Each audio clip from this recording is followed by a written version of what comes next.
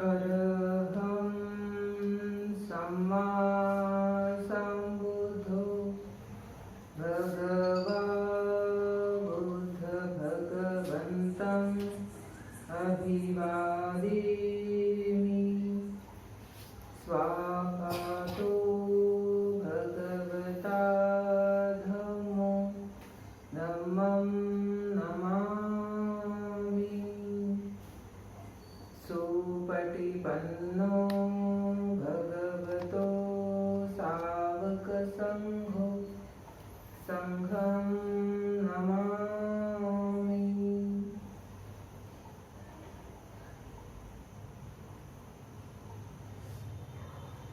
आज हम नाना छंद जातक इसके बारे में सुनेंगे। जातक नंबर 289। भगवान बुद्ध ने ये जो जातक कथाओं का विवरण किया है वह अलग अलग प्रसंग उनके जीवन काल में जो घटे हैं उसके अनुसार हुआ है। कभी भिक्षु के संपर्क में आते समय कोई घटना हो जाती है तो उसमें भगवान कहते हैं कि नहीं, ये जो अभी हुआ है इसके पहले भी ऐसा हुआ था। तो जो भूतकाल है, भूतकाल के बारे में भी उसके जो गुण हैं वो गुण प्रकट करते हैं। कभी कोई उपासक, कभी कोई उपासिका इनके संपर्क में जब आते थे भगवान तो तब उनका जो गुण है वो गुण देखिए भगवान ऐसे लेते थे कि अभी इनके जो गुण यहाँ है तो भूतकाल में भी ऐसे ही इनके गुण प्रकट थे। तो जातक भगवान बुद्ध के जन्म की पूर्व की कथा है, इसलिए जातक नाम दिया है। तो जातक जब भगवान अपने पारमिताएं पूरे करने थे बोधिसत्व होके तो उसी समय ये जातक तैयार हुई है। टोटली 547 जातक कथा अभी उपलब्ध है। तो वही कथा में से एक कथा आज हम यहाँ सुनेंगे। बहुत प्रेरणादायी ये जातक कथा है। आज नाना छंद जातक यानी अलग अलग प्रकार के जो छंद होते, इच्छाएं होती है, उसके बारे में भगवान ने इसके बारे में कहा है। जब भगवान श्रावस्ती के जेतवन में विहार कर रहे थे उस समय बनते आनंद इनके ऊपर यह उद्देशित की गई है। तो भगवान बुद्ध ने बनते आनंद के जो गुण हैं वह गुण देख के भूतकाल में जो घटना उनके साथ हुई थी उसके बारे में भी बताया है। तो बनते आनंद इन्होंने भगवान बुद्ध के सेवक बनने से पहले 8 वर से मांगे थे, 8 इच्छाएं व्यक्त की थी। तो जब भगवान बुद्ध को संबोधि प्राप्त हुई और संबोधि प्राप्त होने से 20 साल बाद भगवान को ऐसा लगा कि अभी मुझे कोई उपस्थापक यानी कोई सेवक की जरूरत है। तो उस समय भगवान ने संघ से कहा कि मेरा जो पात्र है, जो जीवन है, उसे संभालने के लिए, आसन डालने के लिए, सेवा करने के लिए कोई सेवक की जरूरत है। तो कौन बनना चाहेगा? अब वहाँ भिक्षु संघ में सारे बड़े बड़े भिक्षु होते हैं। सबको ऐसा लगता है कि मैं बनूं भगवान का सेवक। तो ऐसे भगवान सबकी तरफ देखते हैं। उसमें से सारी पुत्र भगवान को कहते हैं भगवान मैं आपका सेवक बनना चाहता हूँ। तो भगवान उनसे नहीं कहते हैं क्योंकि सारी पुत्र तो भगवान से बड़े थे।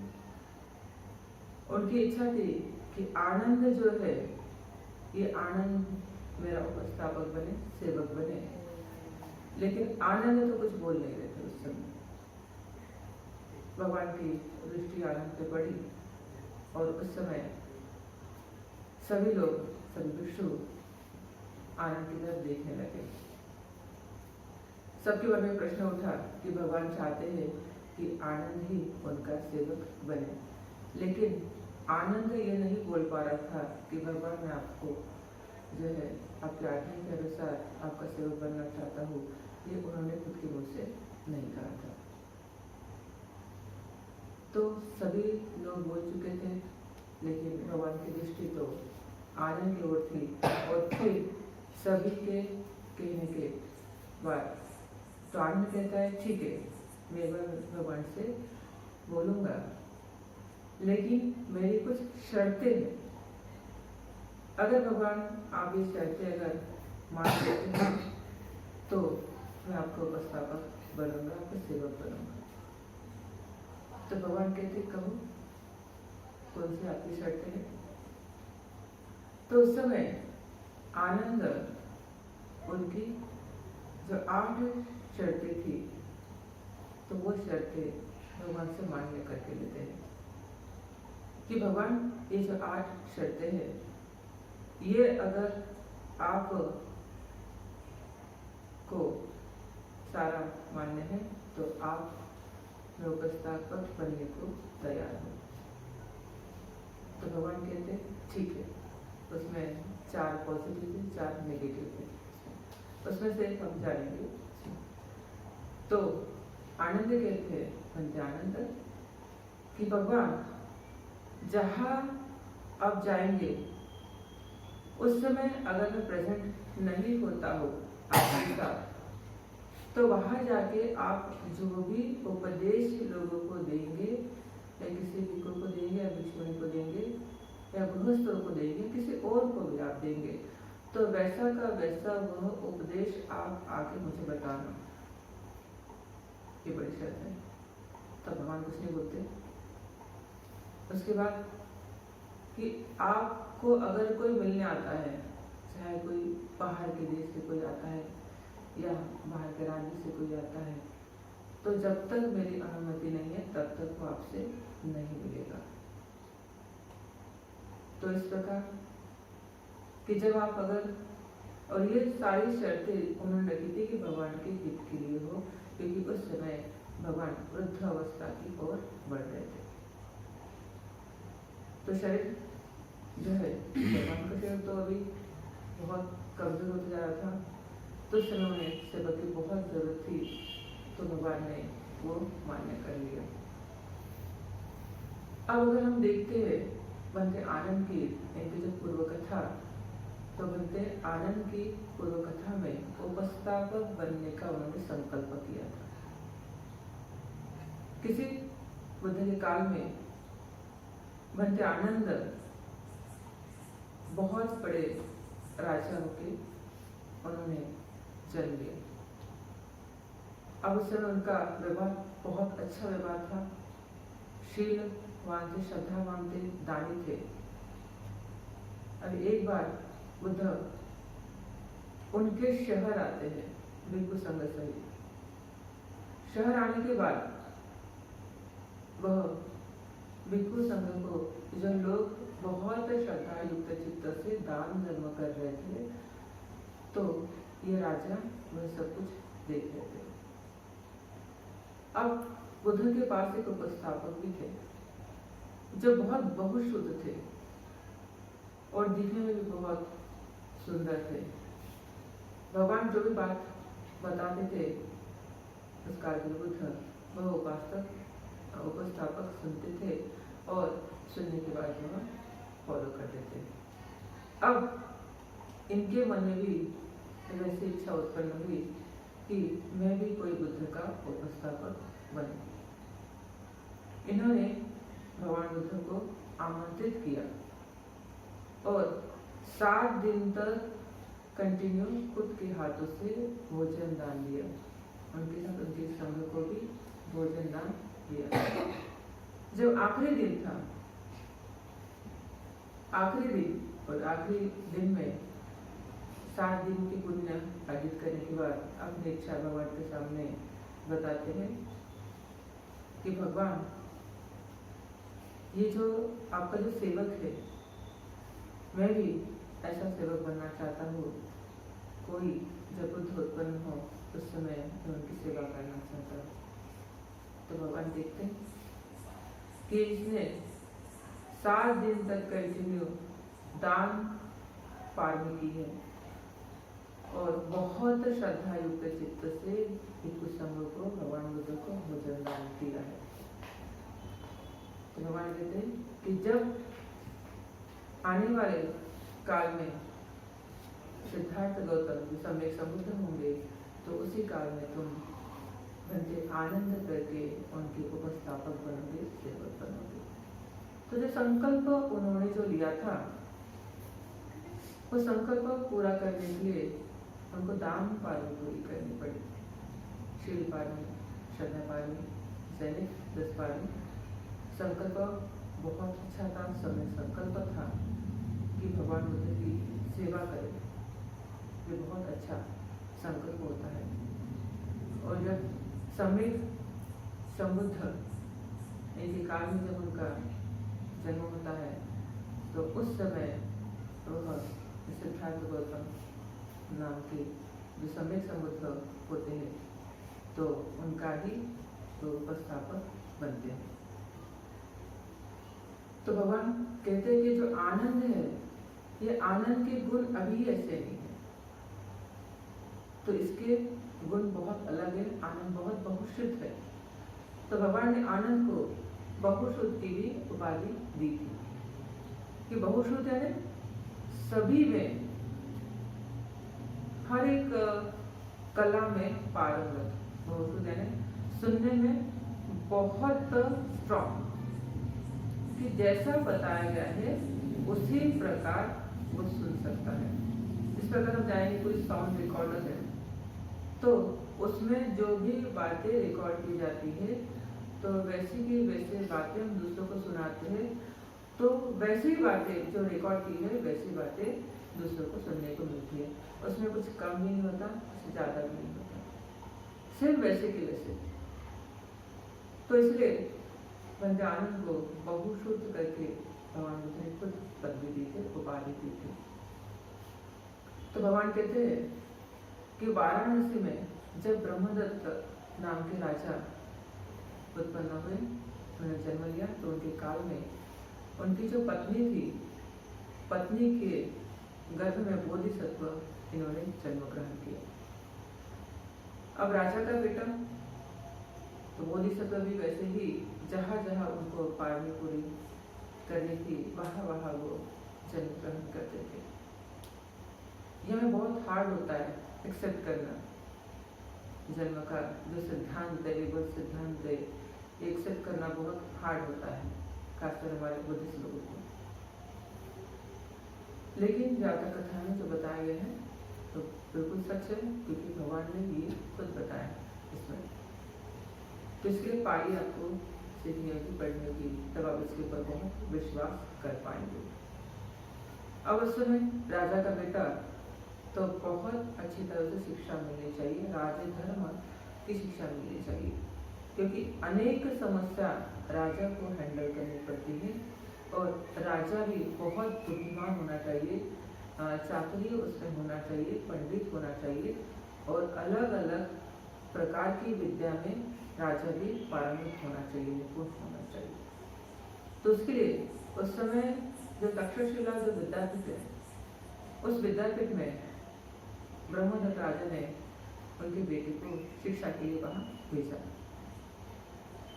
अब वहाँ जाके जो आचार्य थे, उनसे इन्होंने जो सारी जो राज धर्म की जो विद्या थी, वो विद्या इन्होंने सारी सीख ली विद्या।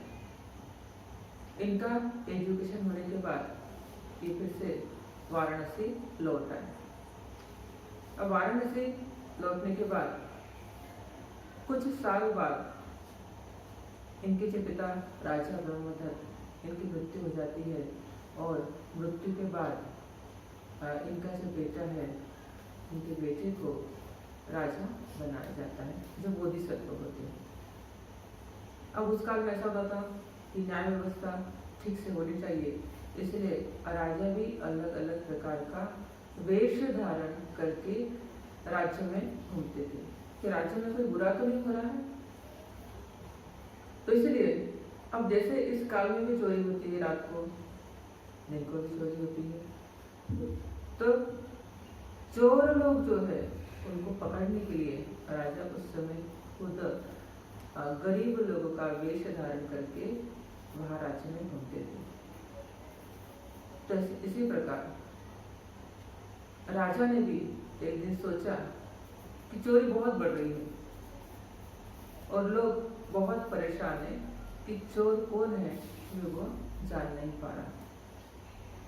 तो इसलिए एक दिन राजा ने सोचा कि मैं खुद ऐसा वेश धारण करता हूँ और राज्य में जाता हूँ कि खुद चोर को मैं पकड़ पाऊँ। तो उस समय राजा वेश चेंज करते हैं, गरीब एक व्यक्ति का वेश लेते हैं और उसके ऊपर चादर ओढ़ के राजा राज्य में घूमने निकलते हैं।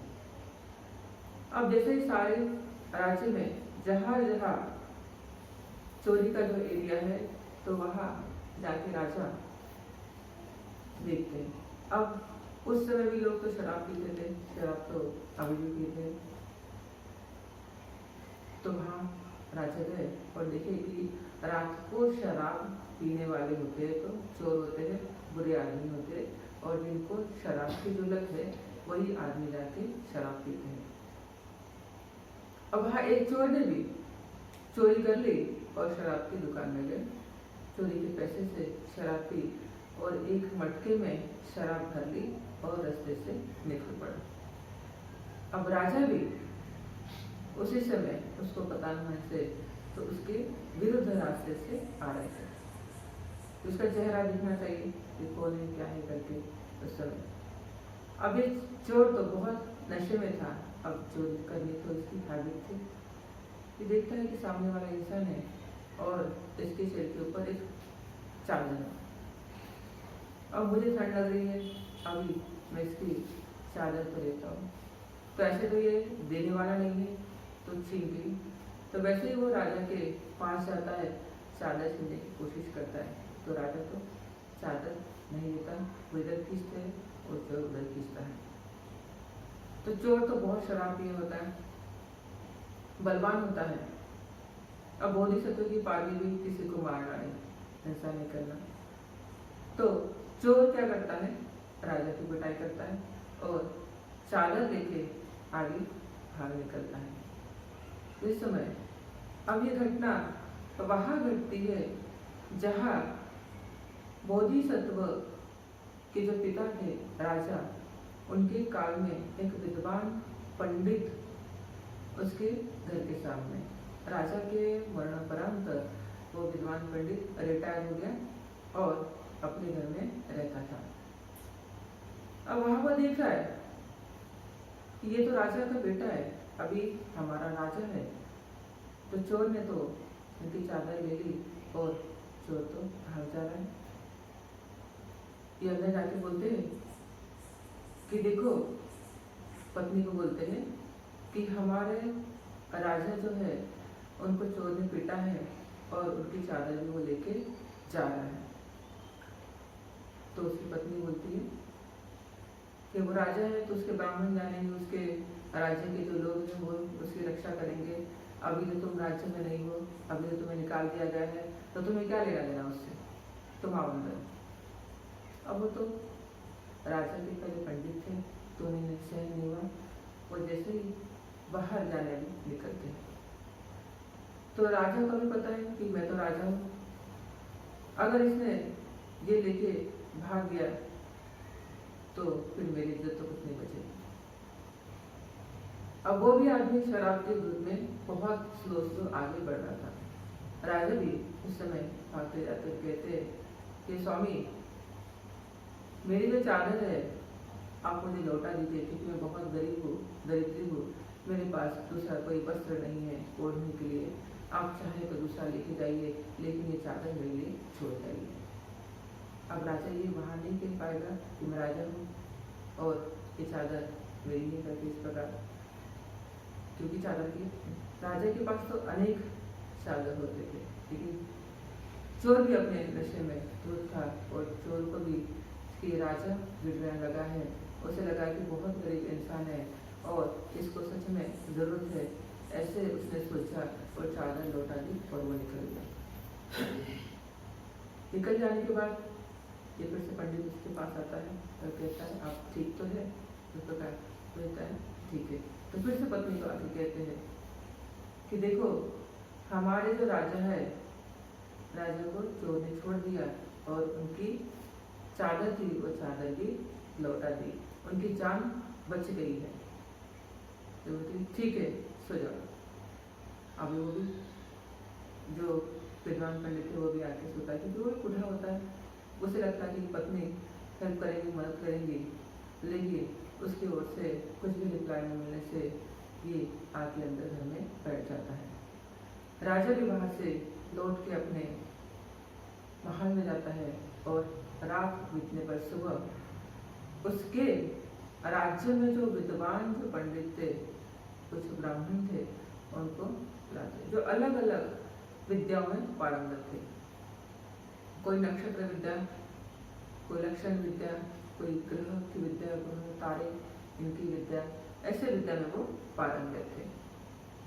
अब इन सब ब्राह्मणों को राजा बुलाता है, कहता है कि कल का नक्षत्र कैसे था, कल का दिन शुभ था, कल का ग्रह कैसे था, कल का दिन अशुभ था क्या, बोलो। आप सब लोग तो बहुत होशियार थे। तब एक ही ने बोला हाँ महाराज, कल का दिन तो बहुत शुभ था, कल नक्षत्र भी बहुत अच्छे थे और ग्रह भी बहुत अच्छे थे।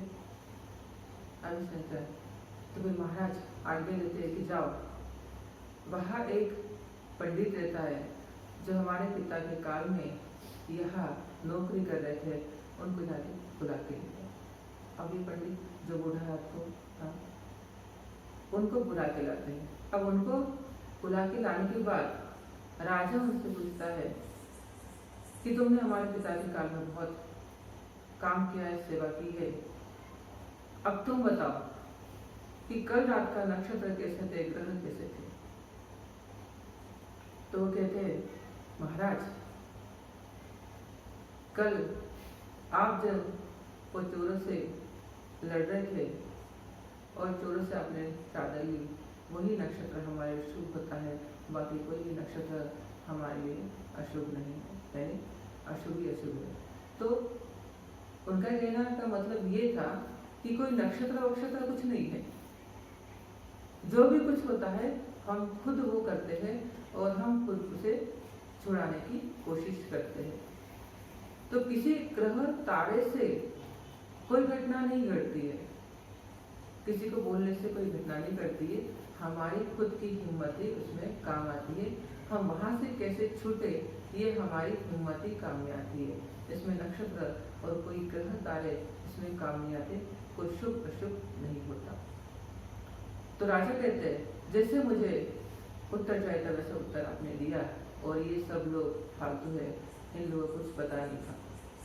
तो राजा आज्ञा देते हैं मंत्री से, इन सब लोगों को निकाल डालो और ये जो बूढ़ा है ब्राह्मण जो हमारे पिता के काल में था, अब इसे नौकरी पे रख लो करके। अब इस जो कहानी का तात्पर्य क्या है? अब ये तो भगवान बुद्ध के काल के पहले की घटना है। अब उस समय भी बहुत सारे लोग ग्रह तारे नक्षत्र इस पे विश्वास करते थे। आज 1000 साल हो गए और इसके बाद भी 21वीं शताब्दी में भी हम लोग ग्रह तारे नक्षत्र इनके ऊपर विश्वास करते हैं। बहुत सारे लोग हैं, इनको देख के ही शादियाँ होती है, इनको देख के ही मुहूर्त होता है, समय होता है। तो ये सब जब उस काल में बोधिसत्व ने ये कहा कोई नक्षत्र नहीं होता, ये सब हमारे ऊपर डिपेंड है, हमारे अच्छे कर्मों के ऊपर सभी डिपेंड है। इंसान जिस प्रकार अच्छा काम करता है वही उसके लिए अच्छा है, अच्छा नक्षत्र है, और जो बुरा काम करता है वही उसके लिए बुरा नक्षत्र है। तो ये कुछ बने बनाए नहीं है, और ये ग्रह तारे तो कुछ क्या करेंगे, वो तो अपने में ही है। तो इसलिए लोग जो है, लोगों का भविष्य कोई ग्रह या कोई तारे, कोई नक्षत्र से नहीं बनता है। कोई कुंडली देख के किसी की शादी नहीं जुड़ती है, या कोई मुहूर्त होता है और मुहूर्त नहीं बनाया जा सकता, क्योंकि ये तो सब अपने जगह पे है और इनसे कोई सत्य प्रकट होने वाला नहीं है और ना कोई असत्य घटने वाला है। तो इनको जान के अगर हम हमारा भविष्य देखेंगे तो हम तो बुराई में चले जाएंगे। हमारा तो मन का ये मिथ्या दृष्टि हो गई, अंधश्रद्धा हो गई है कि जिसमें हम इतने बड़े पढ़े लिखे होने के बावजूद भी ये छोटी छोटी बातों पे हम विश्वास रखते हैं। बहुत सारे नहीं, हमारे भारत में ही बहुत सारे ऐसे लोग हैं तो जो लोग ये इस पर विश्वास करते हैं। हम देखते हैं कि मीडिया चैनल में भी, उसमें भी ग्रह तारे नक्षत्र अलग अलग प्रकार की मालाएं होती हैं, अंगूठियां होती है हाथ में पहनने की, काल चक्र होता है, दीवार पे लगा दो, दरवाजे पे लगा दो, घर में लगा दो, देवी के जो पाँव होते हैं जो अंदर आते हैं वो छोटे छोटे जो रखे रहते हैं वो। तो ये अलग अलग लोग इसे क्यों खरीदते हैं कि भय के कारण खरीदते हैं। तो भय है इसलिए हम ये सब कुछ देखते हैं। ये भविष्य में कुछ हमारे से अनंत ना हो, हमारे ऊपर कोई कष्ट ना आए, कोई अड़चन ना आए, तो ये भय के कारण ही ये सब देखते थे। लेकिन टोटली इसको तो बाबा साहब ने कहा है ये झूठ है। महात्मा बुद्ध ने भी इसके ऊपर विरोध किया है और भगवान बुद्ध ने तो पहले से ही इसको विरोध दिया था, क्योंकि ये सब फालतू की चीजें है। इसमें पढ़ने से हमारा कोई अच्छा भी नहीं होता और बुरा भी नहीं होता है। तो जैसे कि बुद्ध के काल की एक घटना, उस काली घटना में नक्षत्र के बारे में बहुत अच्छी तरह बताएं, नक्षत्र जातक। अब इसमें एक लड़की होती है, एक लड़की, इसकी शादी दूसरे गांव के लड़के के साथ पक्की कर दी जाती है। अब पक्की करने के बाद शादी रहती है 2 दिन में, कि 2 दिन बाद लड़की के घर बारात आने वाली है। अब ये लड़के वाले जो गांव वाले होते हैं ये नक्षत्र पर बहुत विश्वास करते हैं। अब ये कहते हैं कि हमने लड़की की शादी तो फिक्स कर दी है, अभी इसमें मुहूर्त कौन सा अच्छा है ये हम हमारे जो पंडित है वो पंडित को ब्राह्मण को पूछेंगे। उसके बाद हम उस गांव में जाएंगे शादी के लिए। अब पंडित भी क्रोधित होता है, कहता है कि शादी तो इन्होंने जुड़ा के रखी है और अभी मुझे पूछने आ रहे हैं कि कौन सा नक्षत्र अच्छा है, कौन सा मुहूर्त अच्छा है। तो वो गुस्से से क्या करता है, इसको बुरा होता है कि उस दिन शादी मत कर, दूसरे दिन चले जा। इस प्रकार अभी वो समय तो मोबाइल फोन नहीं थे कि तुरंत ही उस गांव में संदेशा पहुंचा दिया जाएगा। अब ये लड़के वाले लोग उस गांव में कोई संदेशा भेजते नहीं है और कहते ठीक है कोई बात नहीं, लड़की तो हमने अपना ली है, उसे तो रिश्ता जोड़ दिया है, तो अभी हम उस दिन न जाते, दूसरे दिन हम सुबह जाके उसको लेके आएंगे शादी करवा के। ऐसा पंडित के कहने पे सुनते हैं और जिस दिन शादी होती है उस दिन ये नहीं जाते।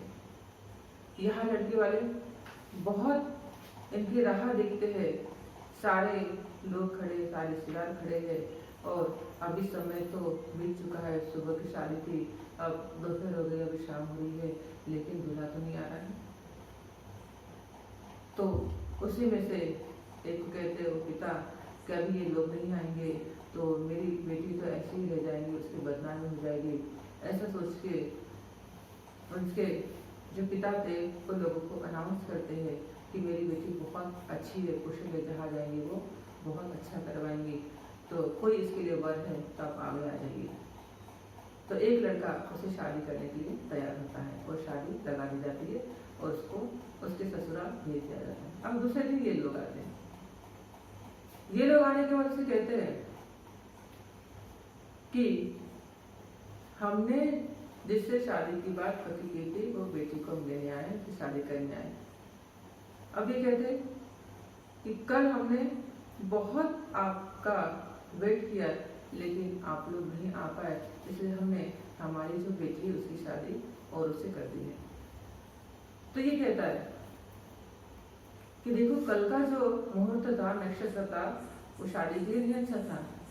अगर कल हम शादी करवाते तो दोनों के जीवन की हानि हो जाती थी, तो इसलिए हम कल नहीं आए, आज आ गए। आज का मुहूर्त नक्षत्र बहुत अच्छा है, जो तारे अच्छे, इसलिए आज हम बेटी लेके आए। तो कहते हैं अभी तो नहीं मिल पाएंगी क्योंकि वो चले गए। अब इन दोनों एक में से झगड़ा करने शुरू करते हैं। उन्हें बोधिसत्व आते हैं। बोधिसत्व कहते उन्हें कि देखो तुम नक्षत्र देखते रह गए, ग्रह तारे देखते रह गए और यहाँ लोग बेटी को उठा के चले गए। तो नक्षत्र तारे देखने से बहुत हानि होती है, जिसमें कोई भविष्य नहीं है। तुम्हें बेटी चाहिए थी या नक्षत्र तारे चाहिए थे? तो दोनों में से अनमोल कौन सा था तुम्हारे लिए? तुमने नक्षत्र और तारे और ग्रह इन लोगों को अनमोल समझा और उन्हें चुन लिया और तुम्हारी हानि कर दी। अभी तुम्हारी तो बदनामी हो गई है, बेटे की बदनामी हो गई और तुम्हारे रिश्तेदार की बदनामी हो गई। तो उसमें तुम्हें क्या मिला? बेटी तो अच्छी थी, इसलिए उसके पिता ने उसको दूसरी ओर बढ़ा दिया है, लेकिन अभी तुम खाली हाथ निकल के चले जाओ। तो ऐसा हो गया कि जो नक्षत्र जो विद्या है, इसके ऊपर जो भी कोई भरोसा रखेगा, विश्वास रखेगा, उसकी तो हानि होने वाली है, उससे कुछ मिलने वाला नहीं है। लेकिन बहुत से लोग इसमें विश्वास करते हैं। अलग अलग प्रकार की हाथों में जो अंगूठियां पहनी जाती है, उसमें लाल रंग का, हरा रंग का, पीला रंग का ऐसे पहने जाते हैं कलश के। तो ये सब जो मोती होते हैं, ये सब मोती का कुछ भी हमारे शरीर के ऊपर असर नहीं होता है। टोटली अगर हमारे लाइफ में असर होता है वो तो कर्म का होता है, क्योंकि ये तो अपने काम कर रहे हैं। जो ग्रह तारे हैं वो अपना काम कर रहे हैं, उनका काम है भौगोलिक के अनुसार कि प्रकाश देना, घूमना, वो उनका काम कर रहे हैं। उनसे और हमारा कोई रिश्ता नहीं है। हमारा जो रिश्ता है वो हमारे कर्म से रिश्ता है। हम ये जो बनाते हैं, जो अच्छा बुरा जो मार्ग बना रहे हैं, हमारा जीवन अच्छा बुरा बना रहे हैं, तो ये हमारे कर्म से हो रहा है, कोई उससे नहीं। और ये दूसरों की से भी नहीं होता, हमारे खुद के कर्म से ही ये सब कुछ हो रहा है। तो इसीलिए हमें इनके ऊपर विश्वास करना नहीं चाहिए। तो मुझे आपको यही संदेश देना है कि आज के इस युग में हम लोग सिर्फ इतना ही जाने कि जो भी मीडिया में जो बताते हैं या पेपर में जो बता रहे हैं, तो ये सब चीज़ें इनके ऊपर आप विश्वास ना करें। भविष्यवाणी आती है, उसमें 12.5 राशि, कोई लोग देखता है मेरी राशि कौन सी है, कोई लोग देखता है मेरी राशि ये है, मेरी राशि वो है, अभी इसके अनुसार चलेगा, उसके अनुसार चलेगा, उसके अनुसार। तो उठे उठे जो लोग वो राशि देखेंगे, सारा दिन बिताएंगे, तो कहते हैं कि आज तो मेरा दिन बुरा है, तो बुरा माइंड में सोच के वो काम करने शुरू करता है, तो पूरा दिन उसका बुरा बुरा होता है। विदाउट नक्षत्र देख के हम काम करें, क्या शरीर मेरा अच्छा है? हर दिन अच्छा होता है। बुरा और अच्छा बनाना हमारे ऊपर डिपेंड है। तो हम माइंड में निगेटिविटी उत्पन्न कर लेते हैं उसके प्रति, वो देख के और वैसा ही आलम्बन उत्पन्न होता है और सारा दिन हम बुरा बुराई में बिताते हैं। अब कोई देख लेता है कि आज तो मेरी राशि बहुत अच्छी है, मेरी राशि में धन है, तो पॉजिटिव, उसका माइंड पॉजिटिव हो जाता है कि आज तो ये सब कुछ मुझे मिलने वाला है। तो माइंड को पॉजिटिव और निगेटिव बनाने के लिए ये सब कुछ है। अब ये इसके लिए तो उनको पैसे मिलते हैं, भविष्यवाणी, इसलिए पैसे मिलते। आपको क्या मिलता है? आपको कुछ नहीं मिलता है। आपका पैसा ये सब खरीदने में चले जाता है, माला, हाथ में माला, गले में माला होती है। तो अलग अलग प्रकार के हम जो ये कर्मकांड करते हैं, इस कर्मकांडों से कुछ हमें मिलने वाला नहीं है, इससे हमारी हानि होने वाली है। और हम जब मनुष्य है तो हमने हमारी बुद्धिमत्ता, इसके ऊपर हमें विश्वास करना चाहिए। ये सब अंधश्रद्धा है। जब भगवान जो सम्यक संबुद्ध इन्होंने बताया है, ये सब कुछ मिथ्या दृष्टि है, बुरी भावना है, गलत धारणा है, जिनसे मुक्ति नहीं मिल सकती, जिनसे सुख नहीं मिल सकता। ये हमारे मन को निगेटिव बना रहे, पॉजिटिव नहीं बना रहे हैं। तो इसीलिए अगर भगवान इस सोच में पड़ जाते तो उन्हें समय समुद्र नहीं बन पाते। तो उन्होंने ये सबको भाषण किया और अपनी चेतना जागृत की, अपनी श्रद्धा, अपनी वीर्य पारमी और अपना शील, इसके ऊपर भगवान बुद्ध ने बहुत विश्वास रखा और उन्हें सम्यक समृद्धि प्राप्त हुई। बाबा साहब अम्बेडकर इन्होंने भी जो कष्ट किए हैं, आप जानिए क्या उस काल में 60 साल पहले या 65 साल पहले हम देखते हैं क्या बाबा साहब अम्बेडकर ने कोई किसी प्रकार की अंगूठी पहन रखी थी, गले में माला पहन रखी थी या कोई मंत्र बोल रहे थे? कुछ नहीं था। किसी नक्षत्र विद्या के ऊपर कोई भरोसा नहीं था। इतना बड़ा जो इंसान, जो महापुरुष, जो भारत की संविधान रचिता है, तो ऐसे महापुरुष ने हमें तो इस कर्मकांडों से मुक्ति दिलाने का प्रयास किया है, तो हम भी इनके ऊपर राह पे चले। तो ये सब कुछ, अगर इसमें कुछ भलाई होती तो सारे लोग एक्सेप्ट कर लेते, सब एक्सेप्ट क्यों नहीं करते? इसमें कुछ भलाई नहीं है। तो हमारे कष्ट के ऊपर आप विश्वास रखें, जो जितना अधिक कष्ट करेगा सफलता उसको आएगी। लेकिन जो आलसी होगा, जिसको उद्योग देने, काम करने की इच्छा नहीं होगी, ऐसे लोग इसमें फंसे रहते हैं। तो आलसी है, काम नहीं हो रहा, मेरे बेटे को जॉब नहीं लग रहा है, बेटी की शादी नहीं हो पा रही है, घर में धन नहीं आ रहा है, संपत्ति नहीं आ रही है, तो इसमें क्या है? तो इसके पीछे एक ही कारण होता है कि वह इंसान आगे प्रयास नहीं करता, थोड़ा प्रयास करता है, थोड़े कष्ट दुख आ जाते हैं, वैसे ही बैठा रहता है। तो हर इंसान अगर दुख भी आता है फिर भी अगर वो प्रयास करता है तो सफल प्राप्त कर सकता है, क्योंकि उसके पीछे ही वो राज है। तो ये नक्षत्र तारे, ग्रह तारे, भविष्यवाणी और कुंडली, हमारे राशियां, इसमें कुछ भी रखा नहीं है।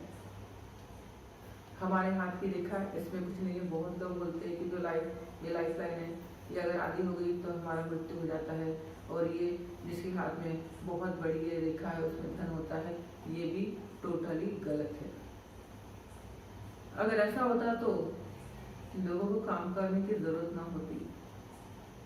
तो ये सब झूठ है। इसमें किसी का भी अब तक कोई सफल नहीं हुआ है, वो सब हमारी मनगढ़ंत कहानियां हैं कि ये सब जो कर्मकांड है ये हमें निगेटिव पॉजिटिव बनाते हैं।